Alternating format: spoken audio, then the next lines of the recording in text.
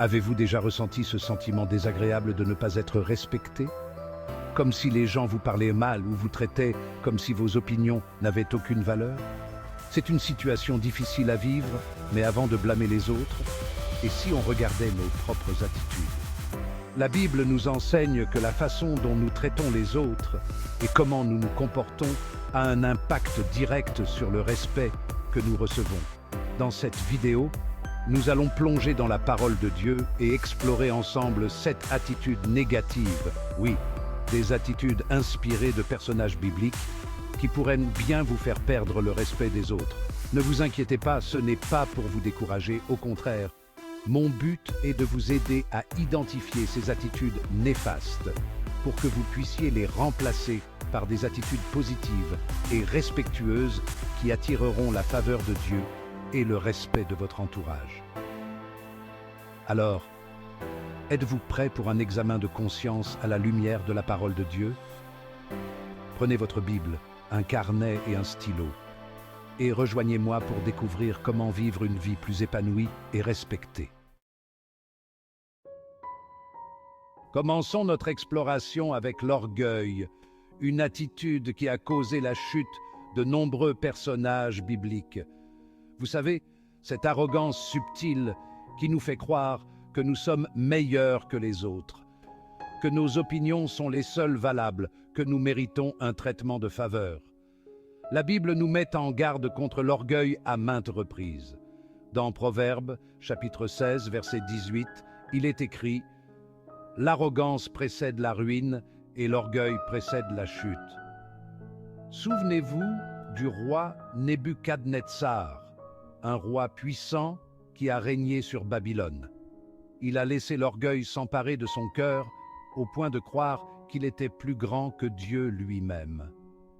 Dans Daniel, chapitre 4, on voit comment Dieu a dû l'humilier en lui retirant sa gloire et sa santé mentale, jusqu'à ce qu'il reconnaisse que toute puissance vient de Dieu. L'orgueil crée des murs entre nous et les autres. Quand nous sommes orgueilleux, nous manquons d'empathie. Nous sommes incapables de nous réjouir des succès des autres et nous devenons aveugles à nos propres faiblesses. Les gens autour de nous, même s'ils ne le disent pas ouvertement, ressentent ce mépris et se sentent blessés et dévalorisés. Alors, comment savoir si l'orgueil s'est infiltré dans nos vies? Posez-vous ces questions. Ai-je du mal à reconnaître mes erreurs et à m'excuser?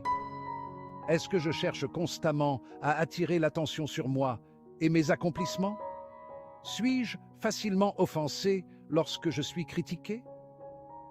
Si vous avez répondu oui à l'une de ces questions, il est peut-être temps de demander à Dieu de sonder votre cœur et de vous aider à cultiver l'humilité.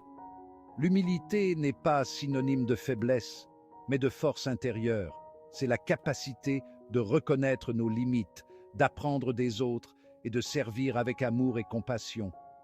Souvenez-vous, Dieu accorde sa grâce aux humbles, mais il résiste aux orgueilleux.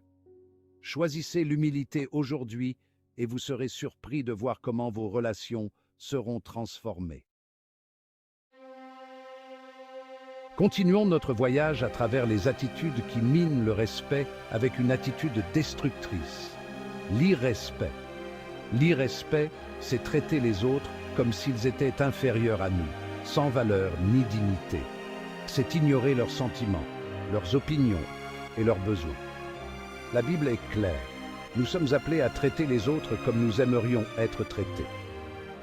Dans Matthieu chapitre 7, verset 12, Jésus nous dit « Tout ce que vous voulez que les hommes fassent pour vous, faites-le de même pour eux. » C'est la règle d'or, une règle de vie qui transcende les cultures et les religions. Pourtant, combien de fois oublions-nous cette règle simple dans nos interactions quotidiennes? Prenons l'exemple de Haman dans le livre d'Esther. Haman était un haut fonctionnaire du roi Assuérus. Il était rempli d'orgueil et d'arrogance et exigeait que tout le monde se prosterne devant lui.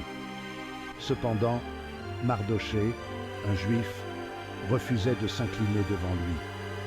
Ce manque de respect apparent a tellement enragé Haman qu'il a comploté pour exterminer tous les Juifs du royaume. L'histoire de Haman nous enseigne une leçon importante. L'irrespect engendre la haine, la division et la destruction. Quand nous manquons de respect envers les autres, nous créons un climat de méfiance et d'hostilité. Nos paroles et nos actions deviennent comme des armes qui blessent et détruisent. Alors, comment cultiver le respect dans nos relations? Tout d'abord, en reconnaissant la valeur et la dignité de chaque individu, quelle que soit sa position sociale, sa religion ou son origine ethnique. Ensuite, en prêtant attention à nos paroles et à nos actions. Évitons les paroles blessantes, les critiques non constructives et les jugements hâtifs. Apprenons à écouter attentivement les autres, à valider leurs sentiments et à chercher à comprendre leur point de vue, même si nous ne sommes pas d'accord avec eux. Le respect, c'est le fondement de toute relation saine et durable. Chapitre 6. Le refus de se repentir. L'orgueil qui nous enchaîne. Poursuivant notre exploration des attitudes qui nous font perdre le respect, nous arrivons à un obstacle majeur à la croissance personnelle et spirituelle, le refus de se repentir. Se repentir, ce n'est pas simplement regretter ses erreurs, c'est changer de mentalité, se détourner du mal et se tourner vers Dieu. C'est reconnaître nos torts, demander pardon et faire tout notre possible pour réparer nos erreurs. Dans Proverbes chapitre 28, verset 13, la Bible nous avertit « Celui qui cache ses transgressions ne prospérera point, mais celui qui les avoue et les délaisse obtiendra miséricorde. » Un exemple frappant des conséquences désastreuses du refus de se repentir se trouve dans le livre d'un Samuel, chapitre 15. Le roi Saül, choisi par Dieu pour diriger Israël, désobéit à un ordre clair de Dieu. Au lieu de reconnaître sa faute et de se repentir sincèrement, il cherche à se justifier et à minimiser ses actes. Son refus de se repentir conduit à sa chute et à la perte de la faveur divine. Le refus de se repentir est un piège subtil mais redoutable. Il nous enferme dans un cycle de péché et de culpabilité. Nous nous justifions, nous accusons les autres, nous trouvons toutes sortes d'excuses pour éviter de faire face à nos erreurs. Ce faisant, nous nourrissons notre orgueil et nous nous éloignons de Dieu et des autres. Le refus de se repentir a également un impact négatif sur nos relations. Quand nous refusons de reconnaître nos torts, nous créons un climat de méfiance et de ressentiment. Les personnes blessées par nos actions ont du mal à nous pardonner et à aller de l'avant. Alors, comment cultiver un esprit de repentance sincère dans nos vies? Tout d'abord, en reconnaissant que nous ne sommes pas parfaits, que nous faisons tous des erreurs. Ensuite, en développant une attitude d'humilité, en acceptant de nous remettre en question et de reconnaître nos torts. N'ayons pas peur de demander pardon à Dieu et aux personnes que nous avons blessées. Le pardon est un cadeau que nous nous faisons à nous-mêmes et aux autres. Il libère nos cœurs du poids de la culpabilité et du ressentiment et ouvre la voie à la réconciliation et à une nouvelle croissance. Chapitre 7. L'absence de compassion, la froideur du cœur. Pour conclure notre exploration des attitudes qui nous font perdre le respect, nous abordons un mal insidieux qui ronge notre humanité, l'absence de compassion.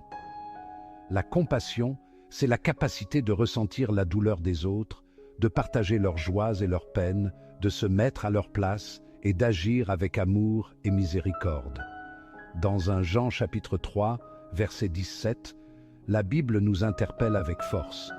Si quelqu'un possède les biens de ce monde et que, voyant son frère dans le besoin, il lui ferme ses entrailles, comment l'amour de Dieu demeure-t-il en lui? Un exemple poignant de l'absence de compassion se trouve dans l'évangile de Luc, chapitre 16, avec la parabole du riche et de Lazare. Le riche, vivant dans l'opulence, est insensible à la misère de Lazare, un mendiant couvert de plaies qui implore sa pitié. Après leur mort, leur destin s'inverse. Lazare est accueilli dans le sein d'Abraham, tandis que le riche souffre le tourment éternel. L'absence de compassion est un signe d'endurcissement du cœur. Quand nous sommes indifférents à la souffrance des autres, nous nous coupons de notre propre humanité. Nous devenons insensibles à l'amour, à la joie et à la beauté qui nous entourent. De plus, l'absence de compassion a un impact dévastateur sur nos relations. Quand nous sommes incapables d'empathie et de soutien, nous créons un fossé entre nous et les autres. Nous devenons des îles isolées, incapables de donner ou de recevoir de l'amour. Alors, comment cultiver la compassion dans un monde souvent froid et indifférent? Tout d'abord, en ouvrant les yeux sur la souffrance qui nous entoure. Le monde est rempli de personnes qui souffrent de pauvreté, de maladie, de solitude, d'injustice. Ne détournons pas le regard. Ensuite, cherchons des occasions concrètes de faire preuve de compassion. Un mot gentil, un geste de tendresse, un don à une œuvre caritative, du temps consacré à écouter quelqu'un dans le besoin, tout cela peut faire une grande différence. La compassion est une force transformatrice. Elle a le pouvoir de guérir les cœurs brisés, de restaurer la dignité humaine et de construire un monde plus juste et plus aimant. Voilà, chers amis, nous avons exploré ensemble 7 attitudes qui, inspirées de personnages bibliques, peuvent nous faire perdre le respect des autres. L'orgueil, l'irrespect, la critique destructrice, l'hypocrisie, le manque de reconnaissance, le refus de se repentir et l'absence de compassion sont autant de poisons qui minent nos relations et nous empêchent de vivre pleinement notre foi. Mais la bonne nouvelle, c'est que Dieu nous offre un chemin meilleur. En nous appuyant sur sa parole et sur la puissance de son esprit, nous pouvons identifier ces attitudes néfastes dans nos vies et les remplacer par des attitudes positives et respectueuses. Cultivons l'humilité, la gentillesse, la gratitude, la compassion et l'amour. N'oublions jamais que nous sommes appelés à être le sel de la terre et la lumière du monde. Choisissons de refléter l'amour et le respect de Dieu dans toutes nos interactions.